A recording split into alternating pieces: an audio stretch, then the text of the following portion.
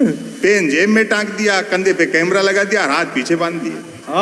वो धर्मयुग साप्ताहिक हिंदुस्तान दिनमान सारिका समय याद करो, नवभारत टाइम्स में किस तरह की खबरें राजेंद्र माथुर किससे कैसे संपादकीय लिखते थे। अब इनकी चलती नहीं भले लोगों की, वरना तो कल क्रांति हो जाएगी। और हालात ऐसे हैं कि कार्टून भी नहीं छाप सकते अपनी मर्जी का। क्या बढ़िया बात कही है, वाह वाह वाह। कोई मूल मुद्दों की बात नहीं है, एक कैसेट बजा देते हैं। डीजल पेट्रोल हमारे हाथ में नहीं है, रुपया अंतरराष्ट्रीय कारणों से गिर रहा है, महंगाई बेरोजगारी के लिए कांग्रेस जिम्मेदार है, बाकी सारी समस्याएं नेहरू छोड़ गए, फिर भी कोई दिक्कत हो तो पाकिस्तान चले जाओ। अच्छा है आपने बता दिया कि एनसीपी के विधायक हैं। सेकंड की सुई भी घड़ी की घंटे का काम कर रही है।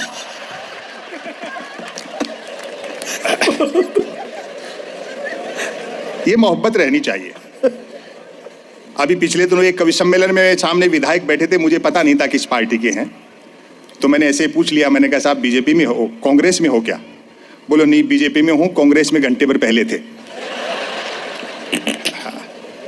हाँ। काफी विधायक जी के लिए कह दिया गया। मुझे बड़ा अच्छा लगा महाराष्ट्र का जो घटनाक्रम हुआ। ये पहला मौका है जब चौकीदार का पाला किसी थानेदार से पड़ा है।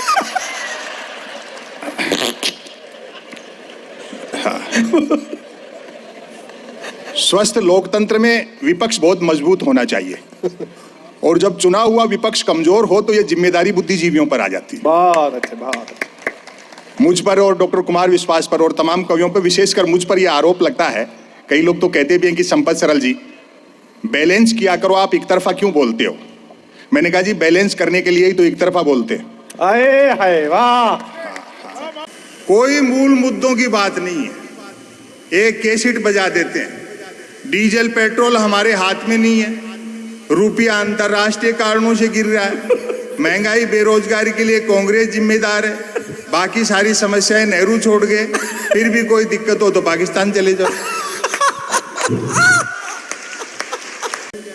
पेन जेब में टांग दिया, कंधे पे कैमरा लगा दिया, हाथ पीछे बांध दिए। वो धर्मयुग साप्ताहिक हिंदुस्तान दिनमान सारिका समय याद करो, नवभारत टाइम्स में किस तरह की खबरें राजेंद्र माथुर किससे कैसे संपादकीय लिखते थे। अब इनकी चलती नहीं भले लोगों की, वरना तो कल क्रांति हो जाएगी। और हालात ऐसे हैं कि कार्टून भी नहीं छाप सकते अपनी मर्जी का।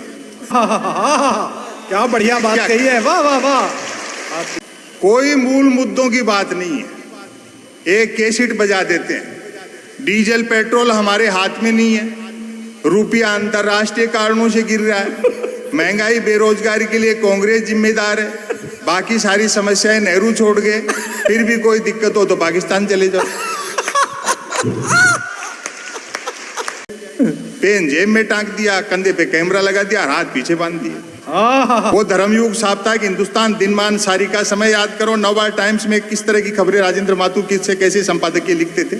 अब इनकी चलती नहीं भले लोगों की, वरना तो कल क्रांति हो जाएगी। और हालात ऐसे हैं कि कार्टून भी नहीं छाप सकते अपनी मर्जी का। क्या बढ़िया बात कही है, वाह वाह वाह। देश परिवर्तन के दौर से गुजर रहा है। मनमोहन सिंह जी बोलते नहीं थे, मोदी जी सुनते नहीं है। 66 साल के इतिहास में ऐसा आत्ममुग्ध प्रधानमंत्री दूसरा नहीं आया। वो कहना तो ये चाहते हैं कि मैं तो नेहरू के बाद प्राइम मिनिस्टर बनता, लेकिन दिक्कत ये थी फिर चाय कौन बेचता।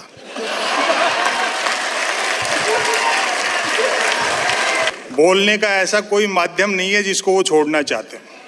अभी पिछले दिनों तो रेडियो पे बोले, तो ओबामा ने बधाई दी कि मोदी जी आज तो आपको रेडियो पे देखा कि चिड़िया कितनी उड़े आकाश, दाना है धरती के पास। वाह। हम कवि और शायर आप लोगों के इसलिए भी आभारी हैं कि आप कला का उद्धार कर रहे हैं, क्योंकि कला की, आर्ट की, कल्चर की स्थिति इन दिनों बड़ी खराब है। बिरजू महाराज तक च्यवनप्राश बेच रहे हैं। 66 साल के इतिहास में ऐसा आत्ममुग्ध प्रधानमंत्री दूसरा नहीं आया। वो कहना तो ये चाहते हैं कि मैं तो नेहरू के बाद प्राइम मिनिस्टर बनता, लेकिन दिक्कत ये थी फिर चाय कौन बेचता।